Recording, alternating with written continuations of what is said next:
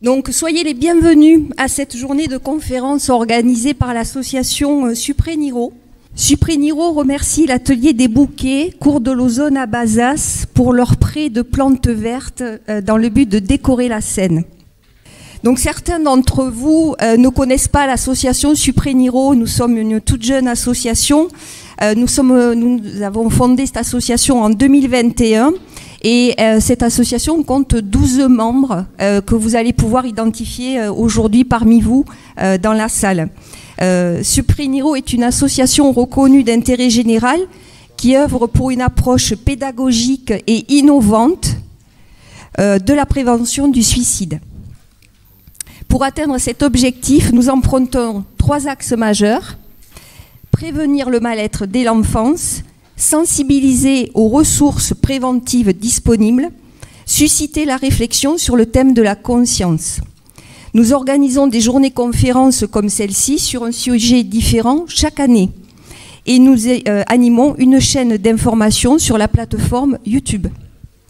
Pour en savoir davantage sur nos actions, je vous donne rendez-vous sur notre site en tapant Supreniro sur votre moteur de recherche ou en scannant le QR code que vous avez sur le programme. Vous avez dû le voir. J'aurais aimé, Carla aurait aimé vous le montrer à l'écran, mais vous l'avez ici.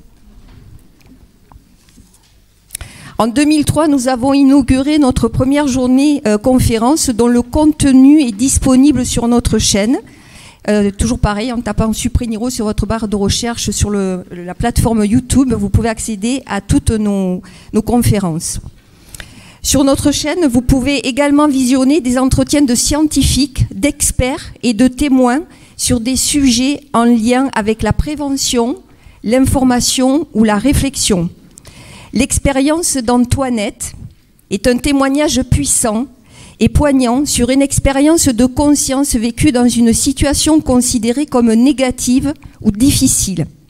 Son récit sur la façon dont cette expérience l'a sauvée après une tentative de suicide, offre une perspective intéressante sur la résilience humaine et sur les possibilités de transformation, même dans les moments les plus sombres de la vie. La présence d'Antoinette, aujourd'hui parmi nous, qui a fait 400 km pour être là ce matin, et on la remercie, est une occasion précieuse d'en parler avec elle pour ceux qui le souhaitent. Antoinette, est-ce que tu veux bien faire un petit coucou ? Voilà, n'hésitez pas à vous approcher d'elle si vous voulez en savoir davantage. Son témoignage peut être une source d'inspiration et d'espoir pour ceux qui traversent des épreuves similaires ou qui cherchent à comprendre les profondeurs de la psyché humaine. Donc, je vous le rappelle, vous avez son témoignage sur notre chaîne. Ces expériences aux frontières de la mort, bien que longtemps considérées comme des phénomènes hallucinatoires, sont de plus en plus étudiées par les scientifiques et des chercheurs sérieux. Découvrez aussi le témoignage que nous a accordé Nicole Dron sur son expérience de conscience survenue alors qu'elle était en arrêt cardio-respiratoire après une intervention d'urgence. Si aujourd'hui 3 millions de personnes témoignent en France avoir vécu une expérience de mort imminente, Nicole fut une des premières en France à oser en témoigner publiquement. C'était en 1985. Aujourd'hui, nous lui adressons nos pensées affectueuses et lui rendons hommage pour sa joie de vivre communicative. Je reviens sur le chiffre de 3 millions de témoignages d'expérienceurs de EMI que je viens d'énoncer. Cela représente environ 4% de la population en France. Si vous suivez mon raisonnement, dans cette salle, nous devrions avoir plus de 5 personnes qui ont vécu une expérience de mort imminente. En tant que philosophe des sciences, vous pouvez voir également la vidéo, le témoignage de Monsieur Johnston, qui apporte une perspective unique sur un sujet tabou, complexe et souvent méconnu. En effet, notre compréhension scientifique du processus de mort et de l'état qui en résulte est loin d'être claire et unifiée. Johnston a rédigé la préface de l'ouvrage de Chantal Dubourdieu, intitulé « Parce que l'amour continue », dans lequel l'auteur raconte les multiples signes d'apaisement qu'elle attribue à son compagnon après le décès de celui-ci. Vous avez cet ouvrage donc à disposition dans la salle d'exposition et Chantal se fera un plaisir de répondre à vos questions et de vous dédicacer son livre.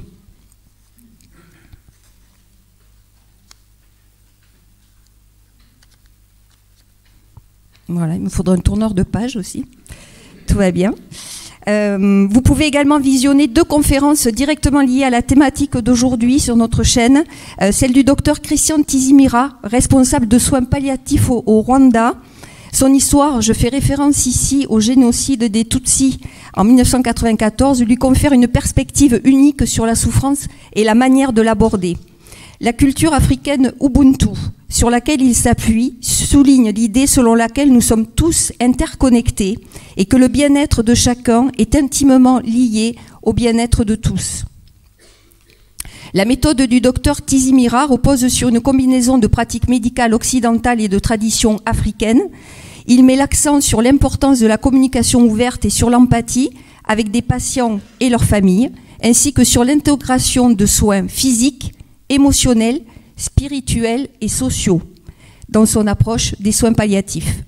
Nous avons beaucoup à apprendre de l'expérience qu'il décrit dans son livre, qui est à paraître en édition française début mars. Ce livre portera le titre de « Le concept de Safari ». Je précise que le docteur Tizimira sera présent au congrès de la SFAP à Poitiers du 12 au 14 juin 2024. Et j'aimerais savoir si quelqu'un sait ce que c'est la SFAP. Dites, pour ceux qui ne savent pas. Merci. Société française d'accompagnement en soins palliatifs. L'activité de doula de fin de vie est une autre vidéo que vous pouvez voir sur notre chaîne YouTube qui est directement rattachée à la thématique d'aujourd'hui.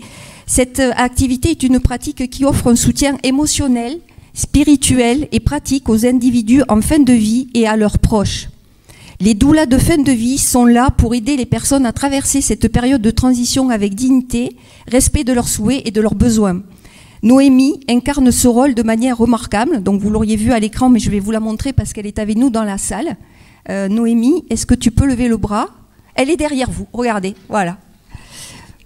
Elle est là. Noémie incarne ce rôle de manière remarquable en offrant ses services à son cabinet de ce nom, ainsi qu'en se déplaçant à travers la France. Sa présence et son engagement dans cette phase de la vie peuvent être une source d'inspiration et de réconfort pour beaucoup. Vous pouvez la rencontrer, donc, puisque vous voyez qu'elle est parmi nous aujourd'hui. Le projet de l'association... Ah ben, j'ai pas mis le livre. Ah ben, il est à l'écran, mais voilà, tant pis. Bon, mais décidément.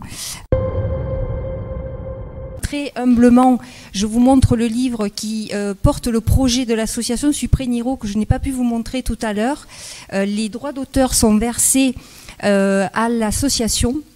Et donc il est présent également à la librairie. C'est un recueil sur une enquête que j'ai menée sur la conscience à mon humble niveau et qui m'a conduit à une culture de prévention du suicide. Voilà, donc si vous voulez soutenir l'association... voilà, donc j'avais fait une petite image aussi pour remercier toutes les personnes qui ont contribué de près ou de loin à l'émergence de ce projet et à leur engagement en faveur de sa pérennité. Alors bien évidemment, une grande reconnaissance, gratitude à la marraine de l'association qui est Annie Hérault, présidente de l'association Trace une diagonale, qui va pouvoir vous raconter son actualité cet après-midi. Et évidemment, vous tous ici, parce que vous avez été nombreux intervenants publics à partager sur les réseaux sociaux et vous contribuez à animer cette journée aussi. Je vous en remercie vraiment beaucoup. Cette deuxième journée de conférence organisée durant la Semaine nationale de prévention du suicide en France s'inscrit dans le contexte du projet de loi sur l'aide active à mourir qui sera débattu sous peu à l'Assemblée nationale. Notre intention n'est pas de prendre position, mais plutôt d'informer sur les dispositifs d'accompagnement qui existent sur notre territoire pour soulager les symptômes des maladies longues et douloureuses.